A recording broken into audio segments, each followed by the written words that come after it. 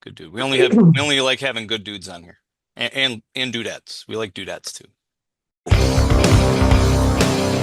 Meet the Pressers with Matt Mallory and Klint Macro. Brought to you by Public Safety and Education and the Trigger Pressers Union.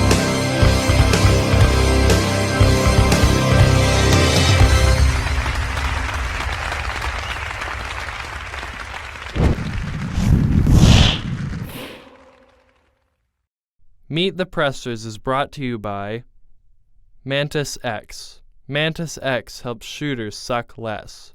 Next Level Training. Makers of CERT training products. Saber Red.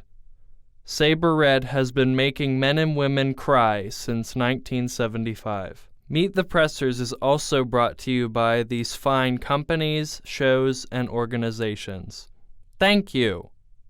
Hello, everyone. My name is Klint Macro, and this is Meet the Pressers. Meet the Pressers is a safe place for trigger pressers to discuss training, political activism, guns, gear, gadgets, religion, you name it. We talk about it here so long as it's pro-liberty. And my esteemed colleague, Matthew Mallory, is going to introduce our very special guest. We have a really cool guest, a friend of mine. I've known him for quite a few years, a captain in a local police department in my area, James Nightingale. He's been a mainstay in the industry, a mainstay in this area in law enforcement, and keeping the streets safe locally, and a good friend. So, how are you, sir? I'm doing great. Thanks, Matt. Thanks, Clint, for Yeah, having me on the show today. yeah. So, Welcome to the show. so you have Thank you. a huge resume. So give us the let's say Cliff Notes elevator version if you had to like run through quick. Somebody's like, tell us about yourself in relationship to law enforcement and the cognitive process, firearms, that kind of thing. Shoot, go. So real quick, over 20 years in firearms training, 26 years in law enforcement. I've been a trainer for a good number of those years. A master instructor for the state of New York, so for DCGS. I teach in police academies and phase twos and phase ones across New York. Spent 8 years in Oriskany teaching active shooter training, officer survival tactics. And my goal has always been, given what our cops need, our police officers, men and women, what they need to survive. And my training has really been surrounding all of that. And my background is I have an exercise physiology degree in my undergraduate. I have a master's degree in leadership and public safety with the University of San Diego, and it's really about just trying to give them everything they need and the tools to carry on, do what they do. You're a smart dude, that's for sure. I always love having conversations with you. I appreciate it. Yeah, So, one of the benefits of having this show is you get to hang out with people that know more than you do. sure. Yeah. I've always said Yeah. as a musician, I always wanted to be the worst player in the band. That way I can rise up because I'm surrounded by good people. So we look forward to the conversation we're going to have here. I think we will all be better educators because of it. So one Well, of you the know what, things, Clint, you brought up a great point there. A great leadership, like that is a leadership answer quite right there. If you're in a room and you're trying to solve a problem, you're the smartest one in the room, you're in the wrong room and you got the wrong people with you. So knowing that I'm a constant just wanting to learn, and I learn from the youngest cops, and I'm going to take away, listen to you guys talk today. That's what it's about. You can never stop learning. Like I said, I went back to school and got my master's when I was in my 50s. So big thing to my 23-year-old son to say, hey, you're never too old to learn, never too old to go back Awesome. to school. So I appreciate that comment because that's important. We never know everything. So this is awesome.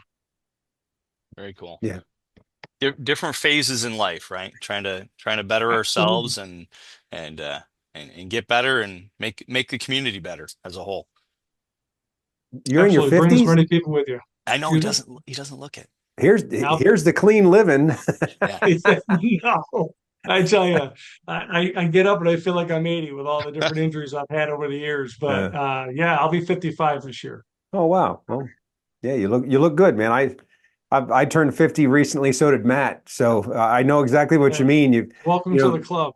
you wake up and you think you're 25, you stand up, Oh you yeah. think you're 80, and then you look in the mirror and you're 50. Like, Yeah, you're like, what happened? Yeah, yeah. yeah, So absolutely. in the firearms industry, I think this would be a good spot to start since we're all firearms instructors and we teach nationally. What kind of things in all the years you've been doing it, you've been doing it longer than us. I think we've been what we said 12, 15 years, somewhere around that. We've been professionally teaching firearms. Um, what um what things, I mean, we all know things that evolve. We're not doing the cup and saucer, the teacup holder. We're not doing the weaver stance anymore. What kind of things are we seeing in the industry that you think still need to evolve, still need to change? Can you touch on that at all? Matt, that is like the question, right? What needs to get changed? I think you can kind of put it in two different boxes. You have the professional side of policing and things that need to get changed there, right? Because we have a specificity in our job as law enforcement and policing that is completely different from the civilian side Absolutely. of gun ownership. But yet, somewhere there's an overlap in there that no matter whether you're a civilian getting a carry permit and doing the training that you guys all do, there's a specificity for them also and how they expect to use that firearm that they're not getting the training on. And then that side of law enforcement and policing, we've also seen through different studies that have been done. Dr. Linsky from Forest Science talked about that in 2018. That with a 15-year study of about 150 officer-involved shootings, just officer-involved shootings, we have a less than 35% hit rate. So 6 out of 10 rounds in policing are completely missing the mark. Wow.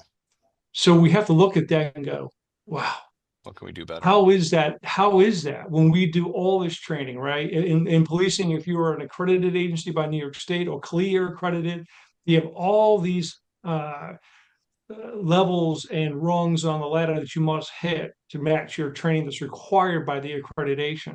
Right. But most of the stuff that we see in I say nationally is box training. We check the box, we get out there, we did our qual, and what is the qual? What is the qual for New York State? There is no, There's none. there isn't, and it is independent on every police department to do their own qualification. Yep. They did mandate a certain amount of rounds, but they didn't tell you how you should shoot them. Absolutely. So, you have very proactive police departments that are out there. I would say my agency for the last 14 years has really kind of led that, where our qualification is a shoot and move qualification. We actually will run as a group, 14, 15 people on the line from the 25-yard line to 15-yard line, giving commands to our targets to let me see your hands, police, drop the gun, giving verbal commands. Because Right. I'm trying to get our cops to make sure that, they're announcing who they are because that's always been an issue. I didn't know they were the police, Yeah. right? We want to make sure the witnesses hear police, drop the weapon, drop the gun. We want to be able to see if God, this ever happens to Right. any one of us. We have witnesses that, hey, that officer must have said that 4 or 5 different times before I heard any gunfire. That's important. But it's also on the side of our civilians. If they're going to protect their home, how are they going to do that? Like you've been teaching it for a number of years, and so have I. I always ask that question. How many of you have had a handgun at some point in your life and shot one? And just about everybody's hands go up. Yep. And they say, well, keep them up and then let me know how many of you shot a handgun with a flashlight, and all the hands go down. Yeah. And I'm like, well, how are you going to identify your target and what's beyond Absolutely. if you don't know how to identify your target? If you're going to have a light in your offhand or you're Right. going to have a gun mounted light. Yeah. And How you are gonna you hold it? using the FBI technique, a Harris to Dean Chapman, whatever you're going to use? Yep. Have you practiced have it? you shot that way before? It doesn't mean you got to shoot at night, but just having it in your hand, being able to use both, right? Yep. And understanding the Heb's law and understanding where that comes into play.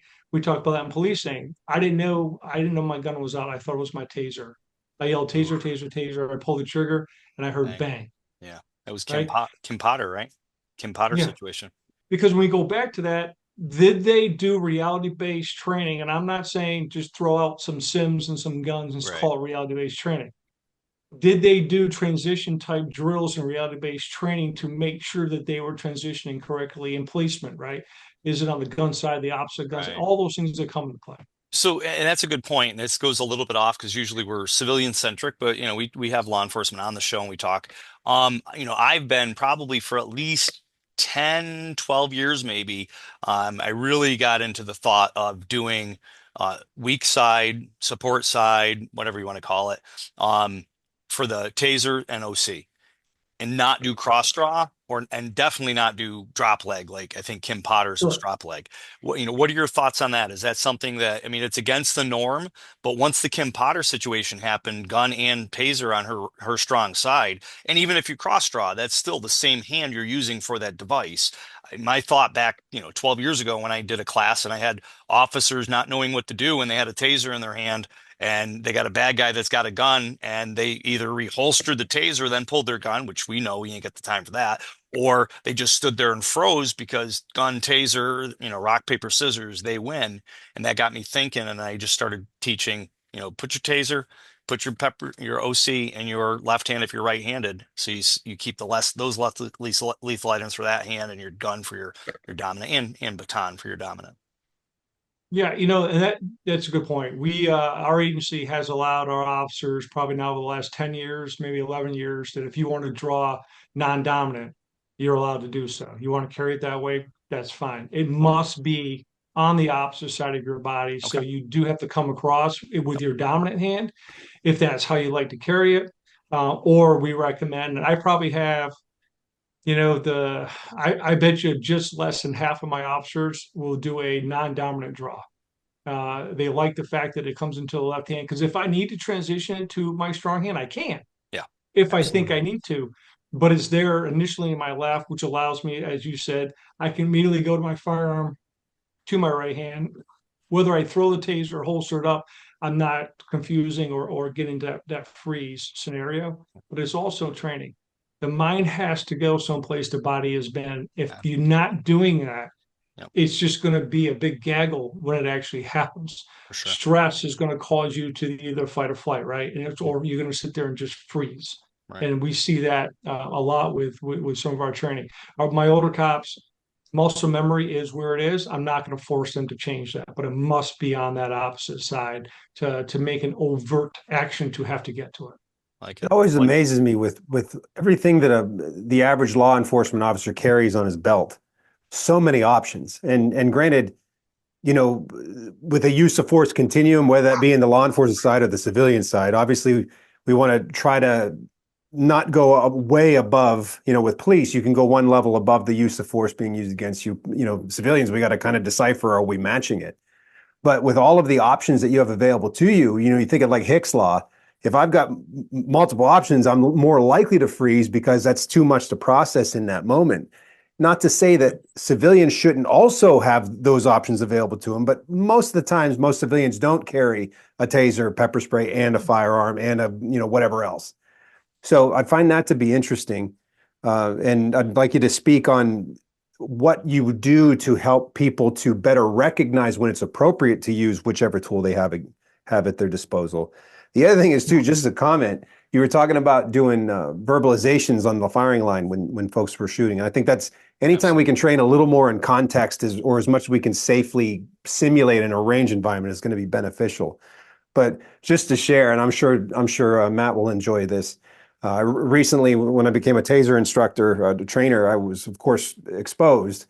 And I'm waiting there, standing there at the mat, they're holding onto my arms. And this could not be a more isolated, safe scenario than you standing there while the trainer goes, taser, taser, taser. And I'm thinking to myself, you know what? I'm not going to make a noise. I'm going to be dead quiet. And he hit me, taser, taser, taser, pop. And I love how you can hear the pop before it hits you. yep. And it hit me. And I tell you, I spoke in tongues. When I watched the video back, I must have cussed in like 4 different languages. And and of course it felt like an eternity. It was only 5 seconds. Yep. But it's interesting. If you haven't considered that, or if you haven't practiced, doing some type of verbal judo or, announcing that you are the victim, not the aggressor, in the civilian side of things, where are you likely going to go? I think most of us would default to expletive, expletive, kill, kill, kill. So it's important for us to practice those verbalizations as well. Absolutely. But going back to the first question about the recognition, how do you train officers to be able to decide when is the right time to grab this tool or that tool or the other tool? Yeah, so for us, we really, really, really spend a lot of time on our use of force. It's part of our curriculum at least twice a year. We go over the criteria of what's authorized, necessary, reasonable, and lacking recklessness, right? Because even civilians are governed under that same. Authorization comes from the federal government, from our New York State Penal Law, Article 35, but also for policing, it falls under our department policy. So even though I may do an act that is within the law, I may still be violating my department policy. So I have that other component that goes with it. So as much as we discussed Article 35 and use of force and deadly physical force, we want to make sure that we understand our time stages very well. What is our prevent, terminate, arrest, and prevent escape from custody time stages, and where do we fit within that? And we really tailor our reality-based training to those concepts. We put them in those positions in which they have to choose one of those tools that fit within that reality of we might be in a pepper spray, we might be in a less lethal with a taser. And if it's not an escalates, can we transition, and do we know when to transition and how to verbalize that? One of the things we did with taser, we yell, every one of our officers, when we pull a taser, we yell taser up. And we yell that so every officer knows if they're in the middle of a fight, maybe we've got to go in with a drive stun, they hear taser up, they know someone's got a taser, right? Just as with pepper spray, we yell spray, right? Spray up, because we want everyone to know who was involved, that there's a potentially that something's going to be used that's less lethal, right? And that also helps with indemnification and the body cams and such. So it's all collaborative, all a web. It is, and it's also that memory thing to us. I'm yelling that to myself, and it's almost I'm confirming what I'm drawing Right. is that by saying so, as That's good. opposed to, hey, I thought I had this, but I had that. That's kind of And, like and doing that's dry fire. This gun is now loaded. This gun is now, I suppose it's conditioning the brain to know what state you're in, I guess. It is, because we see one of the things that on the civilian side and with law enforcement and policing, when things are happening, they're chaotic, right? We have noise, all this outside noise is coming in and overloading our brain to be able to understand actually what's happening here. We want to avoid that tunnel vision, that ocular occlusion, auditory exclusion, where we're not hearing everything else that's going on. And the only way you do that is through training. You have to be put in those positions to see how you react to that. So as I tell my cops all the time, we want to train like we play, because when it's playtime, it's like training. So therefore, we try not to have that difference. So therefore, it's not such a big ask on our officers to utilize force, whether it be deadly physical force or use of force in any one of those scenarios that happens. You can get overwhelmed. Our brain fills the gaps on things that happen, Yeah. and that's part of our memory issue that goes on. And it's hard, even though it's not exactly like a scenario we've done. We can kind of fill in the gaps in what's happening and understand it, and then that kind of all comes together. But that's because we've been there. And I think that's what's important. And civilians need to train the same way. They need to understand, how they're going to carry their firearm if they have a concealed carry, as opposed to just protecting their home. Yeah. And have they practiced drawing it? Do they know the steps that it's going to take to get there? And if they haven't practiced it under stress, Yeah. maybe with a timer, having a timer go off, or if they're in their home and it's at night and it's dark out, do they even know if their keypad lights up for them to see what the code is, Yeah. and where it is? So those are some of the components that I try to instill on our civilian side of training. When I do that, is kind of the same idea I'm doing my police officers. Put them in that scenario with a little bit of stress and try and get them to understand how they should react. One of the things that I'll do in the 18-hour class when I teach it is I didn't do this in the beginning, but I'm doing it more now, actually all the time now, as much as I remember to. The beginning of day 2 of the 9-hour days, I'll give them the holster. I'll teach them how to load the magazine. I'll have them come up and pick up a cert after obviously I've shown them that the day before, and then they'll actually receive that gun into the holster, and they'll walk around almost the entire 9 hours, probably about 7 or 8 hours of it, with a cert on them. On breaks, they'll go out, they'll go to the bathroom. They're like, "You want me to take this off?" I'm like, "No. I mean, if you're here on the property, or Or when I teach it at Runnings or Bass Pro, say, no, just keep it concealed because I tell them bring a concealed garment to, conceal the gun, and then when they come back after the first break, I'll start asking them, so how did that feel? That was really awkward. I didn't know what to do. I'm like, better with a laser gun, a cert than being a real gun, right? And they're like, yeah, yeah, yeah. So, and they got a magazine in their pocket. They got a, that you just start getting familiar with it, with the feel of it. What do they do when they get into the bathroom? We can talk about that. What'd you do with it? And obviously, I tell them beforehand. You can do the hammock version where you're putting in the crotch of your pants, but don't take it off and put it on the counter. Don't take it off and put it on the back of the toilet seat because everything lands on the floor. That kind of stuff. So just try, like you're alluding to, try to get them more familiar with something that they're unfamiliar with because that can be catastrophic. I heard a story. It might have been you that told me. Somebody went into the bathroom, took the gun out of the holster, and hung it on the actual coat Oh, hook. I've heard that story too. They I hooked think the. that's happened several times throughout the history of mankind. It is true that Darwin will ultimately catch up with certain people. It Yeah. will. We get calls throughout my career at a lot of box stores that someone's used the changing room or the bathroom and left the gun there. Mhm. Um, Yeah, it's and not it's good. not just civilians too. It's on the other side of people in Yep. policing that have left stuff there. If you're not used to carrying a gun all the time, I tell people it is a huge responsibility, but Mhm. it's a huge pain in the neck to Absolutely. always have it with you. Everything you do, you have to look at your dress. Mhm. What's the weather going to be today? How am I going to make sure that it is concealed? Yep. Because I have the luxury of having open carry if I had to, with my badge and everything else.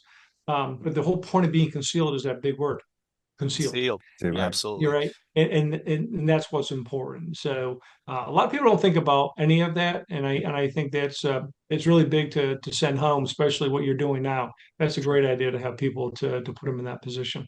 Yeah, not only Absolutely. is there a myriad of reasons we would want to keep it concealed, from a tactical standpoint, Yep. keeping the element of surprise, but yeah, in certain jurisdictions, man, me as a civilian, if I'm printing too much and people can see it, I could get charged with a crime for that. So that's definitely something that a lot of folks don't recognize. Yeah. Some, What would you say?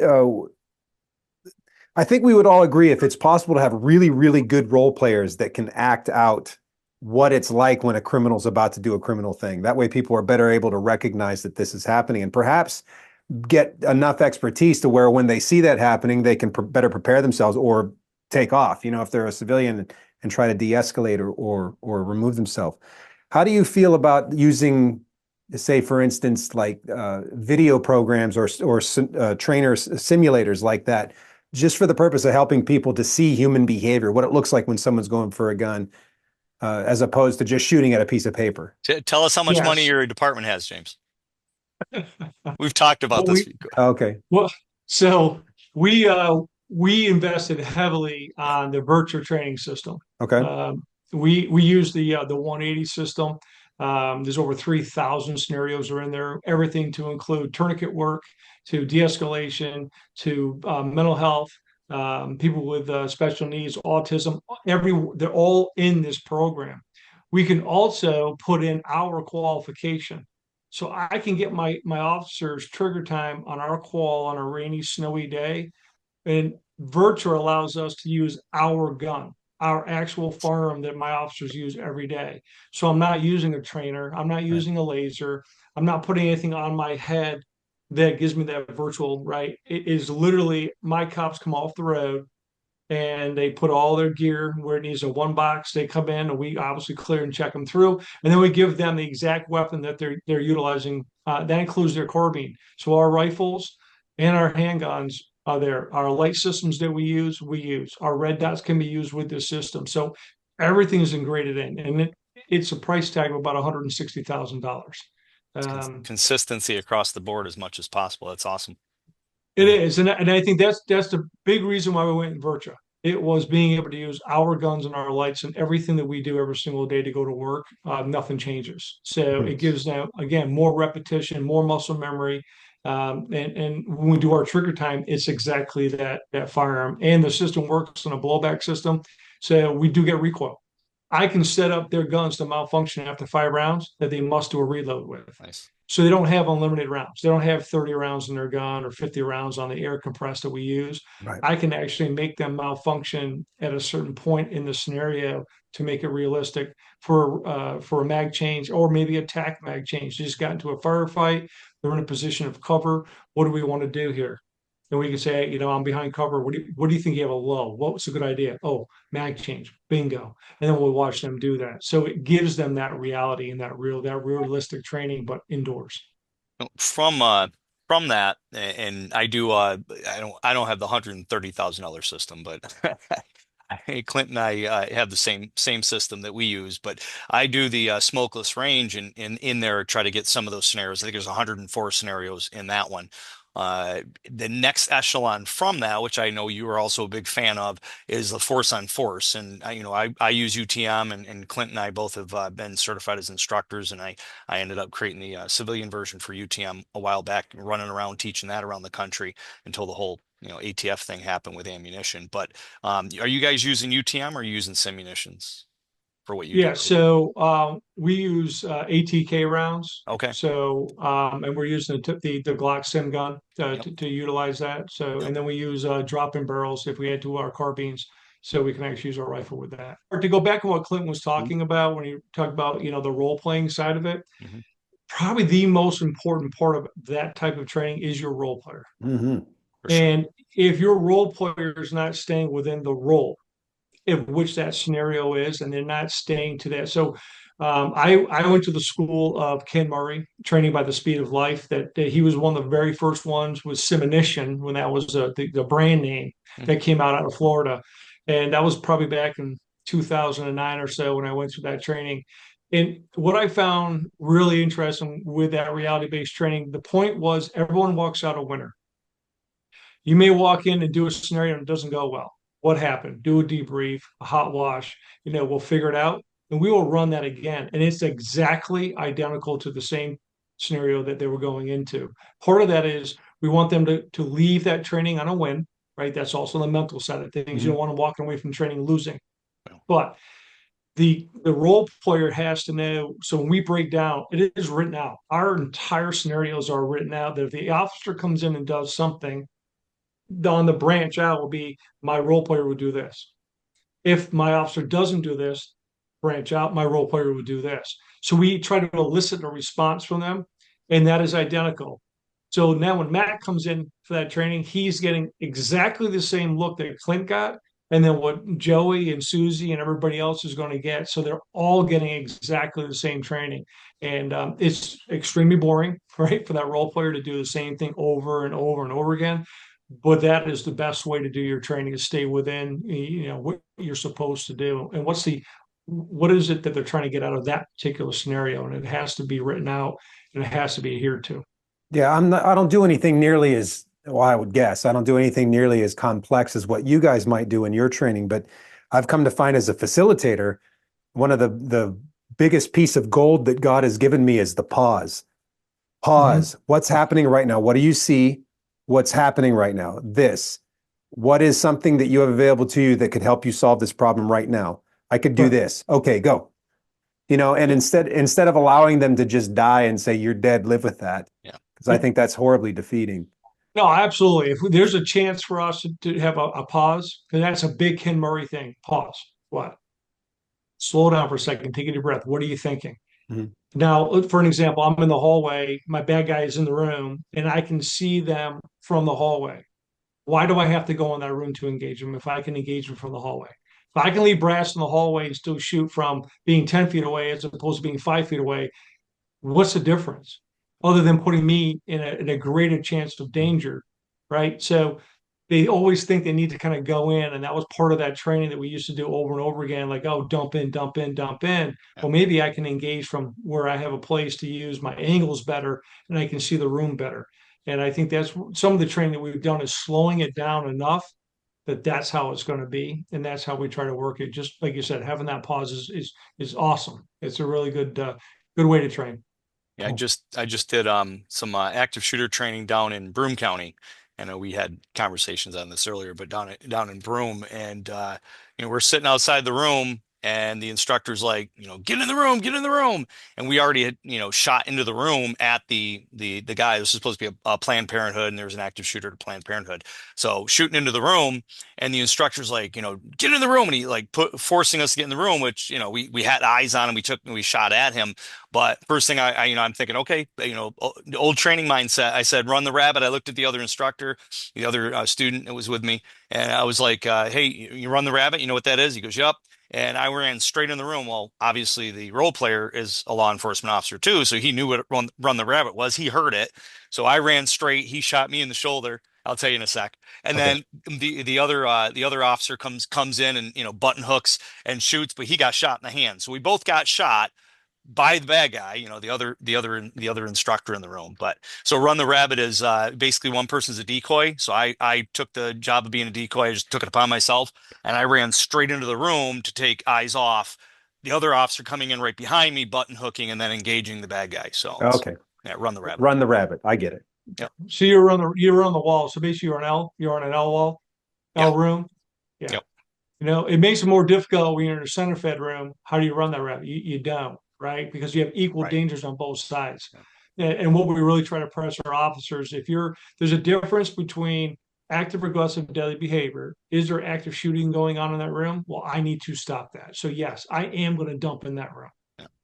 But if I'm in a stealth mode, if I'm still in search mode, I want to see as much of that room as I Yeah. possibly can, and we work in tandem, like I'm sure you guys did during that training. Yep. There's different things you do based off of what's actually happening. If it's going to Absolutely. be an active killing, you need to stop the killing, and For and sure. and you got to do that. But running the rabbit is the ideal way to as you run Overwhelm that them. wall. You can still dump rounds as you're shooting and moving, but wait, do you shoot and move on your range? Because if you haven't done that, that comes back to that concept of the officer involved shootings. Yep. Why they found that 35% hit rate was there is because we have a bad guy that's not standing there like a piece of paper, For sure. and the cop is not standing there like a piece of paper. Yep. So all of a sudden, they're being asked to perform with a specificity of their job description that they haven't trained for. For sure. And that's where we really started pushing that. That's why I wrote the article for the FBI's law enforcement bulletin. I said, we really need to do this reality-based training, but bring that human performance side to it, and make sure that whatever we're doing is specific to us. I talked about it earlier, our PTA, right? Oh, PTAs. I'm like, yeah, professional tactical athletes, Like because that's what we are. If you think about a golfer, are you worrying about one max press like a lineman would in football? Their training program on their core, where all their strength comes from in that swing, is so much more important than it is for a football player or for a baseball player, maybe, unless you're a batter, right? What are you working on? I'm working on what my job description is. Same thing in policing. If I'm not going to train, especially with a firearm or a taser or any of my less lethal, or how about driving a car? right. If the state doesn't require us to do EVOC or emergency vehicle operation training, then how do we expect our officers to do? How often do police officers really get into pursuits on a regular basis? Here, and not so often. Maybe, when's the last time you did a felony stop? We don't do them as often as maybe they do in LA, right? Yep. They're professionals. They're doing felony stops every day. You watch them do a felony stop, is fantastic. But here we don't do it so much. If we're not doing it, it again sets us up for failure. And I think a lot of that is risk management. I think, when you look at what is risk management and how important that is to the stuff you guys do, training, right? When you get your civilians there, if it's predictable, it's preventable. That's one of those big things that we have to look at. But we also need to train to that point of this is as close to the reality as possible, and that's going to give us the better outcome for all involved, regardless of what it is that we're doing. Well, like what you said earlier, as far as the shooting in the dark, I have so many students that I do every 3 months. I'll do a low light, no light is what I call it, low light, no light shooting, just to get students prepared for it. And sometimes I'll have 5 or 6 in the class, which is a great number to manage, and then sometimes I'll get 1 or 2. And it's dynamic based on, can you shoot in the dark? Do you have a flashlight? Do you have a rail mounted light? Is the rail mounted light What you use to identify the bad guy? Absolutely not, right? You're using a flashlight to identify the bad guy. And then if you don't have a rail mounted light, you got to use that as your flashlight and learn how to shoot with a flashlight in your hand. Or if you do have a rail mounted light, can you transition to the rail mounted light to be able to engage the bad guy? All that kind of stuff. And they leave just like amazed as far as like, wow, I never thought of that. I never did that. Just like you're saying, if you don't have those reps, how are you going to do it? You drive a car forever and then, something runs in front of you. Well, if you've never practiced like evoc, like you're talking about in law enforcement, how do you respond to that? I had a lady that almost sideswiped me the other day. And, as you know, I just had to re-go through evoc. So, I'm fresh off of, freaking 4 days of evoc, driving vehicles 40 miles per hour in reverse between cones and shit. And so this lady almost sideswipes me. And, I'm like, boom, swerved right out of the way. I ran over a cone. There's a construction cone, but I didn't hit her. She didn't hit me. And I don't think it did any damage to the car. But stuff like that, it's just, I really think in law enforcement, as in civilian life too, there needs to be more of that realistic stuff, like evoc, like the active shooter, and the basic annual in-service that we have to do in law enforcement is pathetic if that's all that people do in law enforcement and security and peace officers versus police officers and even, LEOSA, retired law enforcement. I mean, all of that is everybody does the minimum or Well, when less money's than. cut, your training budgets are the first thing to go, right? I That's mean, it. that's the Oh, most it is. expendable in the eyes of a bureaucrat, right? Yep. Yeah, I mean, we suffered through it. I mean, hands off, you know, to my previous chief, Tom Wynn, that was here. He really kind of gave me the keys to do whatever I wanted to do. He really saw that forward vision, understanding that training a better trained officer will just be better at what we do than someone who's not. We know that, and that's even through education too. It's not not meaning you have to go get a master's degree or a bachelor's degree, but education, sitting down, even doing PowerPoint work that we're talking about when we can and can't do something, having those scenarios to talk about being able to do, and you have to. There's no running around, but we do deal with it. We deal with, hey, the overtime, we can't do it this month. We're gonna have to cancel training. We've done that. I mean, it's hard to say that, um, but it is. There's so much we're being asked to do with the executive order 203 that Governor Mm, Cuomo put out, and then Governor Hochul obviously kept with it. yeah. There's a lot. There's a lot of things that we have to do outside of just firearms. Right. With principal policing and CIT and everything else that goes along with that. So there's more to it than just the firearm side of it for policing, but de-escalation. We've been doing that forever, but now they put a term on it, right? So now we're going to say, okay, we're going to do this. But that is what we do. Verbal compliance is one of the first things we ask for as Yeah, an officer when we absolutely. get there, Yeah. right? Officer But it's presence, being able verbal to talk to compliance. people, learning how to talk to someone and how to de-escalate and just understand that normally when on the policing side of things, when we're called and we show up, it's their worst day. And there's a For lot sure. going on, and we have to remind ourselves of that and give them an opportunity to hopefully bring it down a notch and be there to help them. I mean that we are the guardians for them as much as anything else, and we have to try and do what we can to help them through their most difficult and horrible day that they're having. Absolutely. So to, I guess, do a full circle and kind of round it out, and this has been great as far as talking about this stuff. I'm thinking of a parallel between law enforcement and the training that they receive is a great way to offset risk and liability in the sense of getting sued, off workers' comp, disability, all that kind of stuff. And that's the pitch to administration on the law enforcement side is, hey, if we have this training and the officers are trained right, they're going to make better decisions, then we don't have lawsuits and we don't have officers getting killed and having to pay out, death benefits and stuff like that.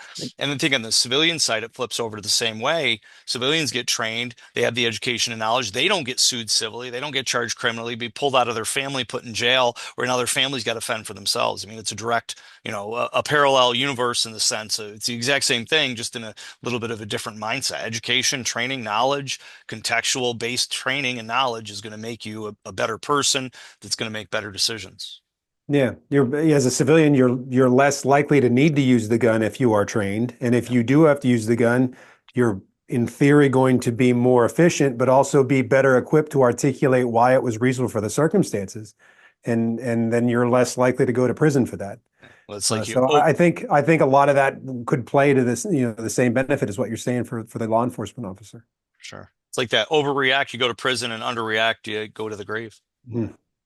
Yeah, and that's true. I mean, the biggest difference between civilian and law enforcement, right? They have a duty to retreat, Yep. right? If they can do so with complete safety, that caveat of what they need to do, and Yep. in policing, we don't have that caveat, and so that's that big dichotomy that we have to understand. But sometimes, and even with my officers, sometimes being a great witness, as we're trained observers, is Sure. better than maybe getting involved, Hmm. right? And it's a hard ask. Yep. But I can't. They all know I'm confident in my officers here. Something needs immediate attention, they're going to do it. Right. That's the difference. But for the civilian side of it, really being trained and understanding when they can and when they can't is probably the most important thing that in education they can get. Because it is, they have to understand that prevent and terminate more important than anything else. Arrest, prevent escape from custody is really not so much on the civilian side, Yeah. right? But preventing it and terminating, when should I be preventing it and stopping it? They have to really, really, harness that knowledge and know when they're allowed to do so. As I tell my own cops and I tell civilians, criminally you might be found, not guilty. It doesn't mean that you're not going to be civilly, Mm. right? Understand that that's going to happen. We Absolutely. live in that world, in that environment. Those things are going to happen, but you know, it's knowing that you're doing it without malice, that you're doing it with best intentions. I think are really important for both sides to understand what they're doing. So, something that I came up with, when I interviewed George Zimmerman back in 2018, I wrote an article I came up with shortly after the article that AMOLAN published is the four horses of your apocalypse. It's criminal, civil, mental, and jury of public opinion. And too many people forget about the civil, mental, and jury of public opinion. They just Mhm. think like, oh, can I do it legally? The black letter law says I can do it. And I always like to say to that, just because the law says you may doesn't mean you must. Like castle doctrine, right? Like Exactly. if you're in your Yeah. home, somebody's kicking in the front door, why the hell you want to get in a gunfight with somebody you don't know the capabilities of, or if you're going to win the fight? You don't have a crystal ball. Get the hell out of Dodge, right? And that's what I tell you. People want to carry pepper spray. Do that. I go, well, when do you train pepper spray? Oh, you got to Well, what do you train, mean? and then they do What? this. Yeah, I, you have to do I thought you what? just spray it like Banaka. Yeah, yeah.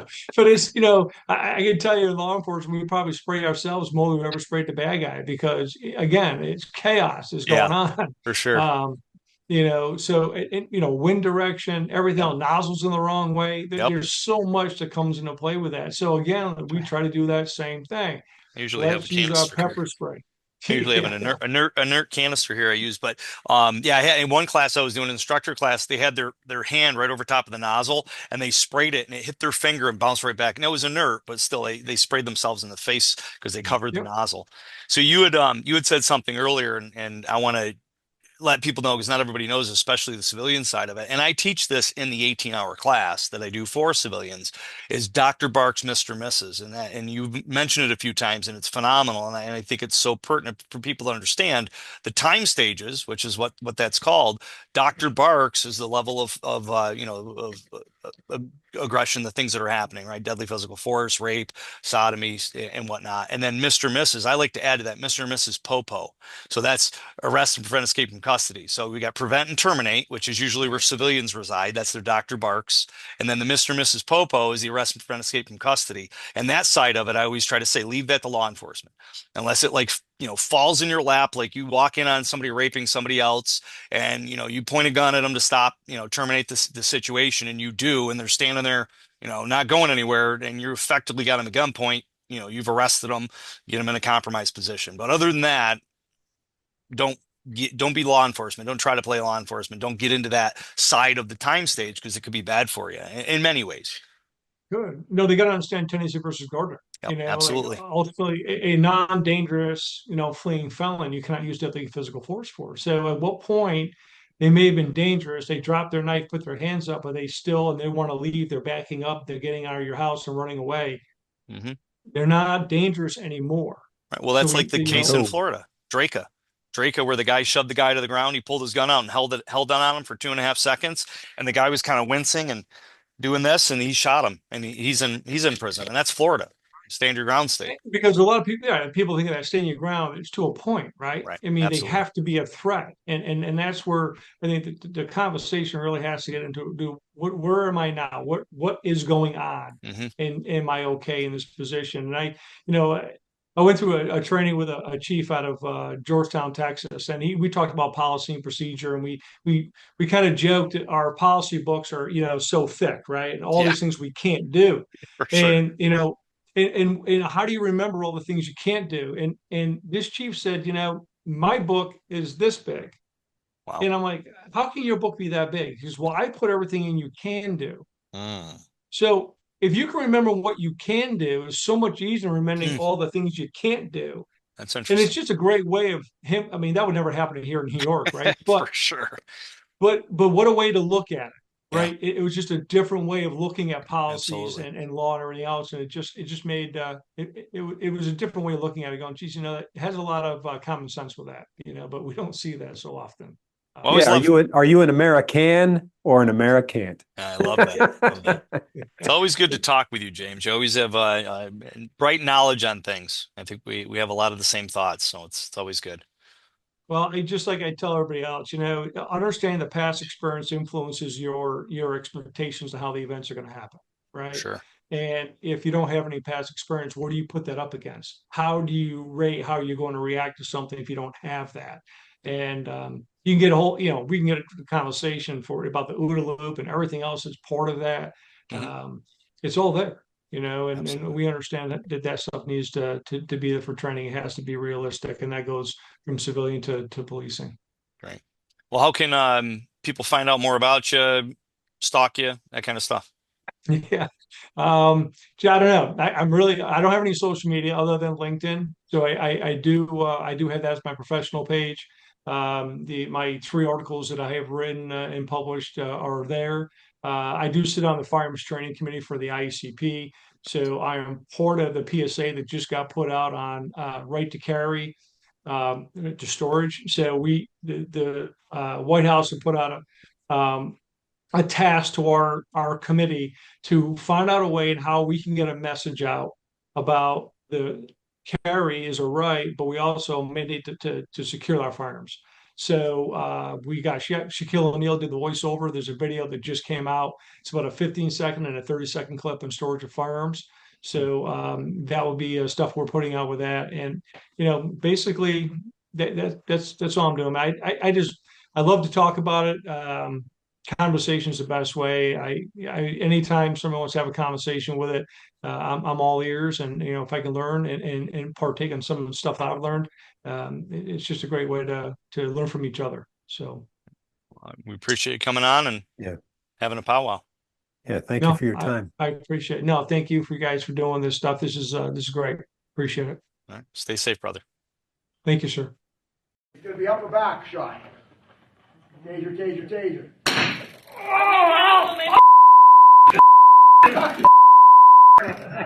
Very nice. There's lots of sponsors that make this show possible, like Mantis.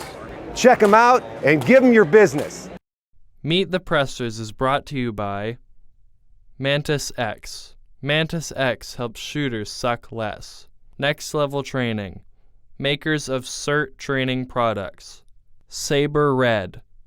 Saber Red has been making men and women cry since 1975. Meet the Pressers is also brought to you by these fine companies, shows, and organizations. Thank you.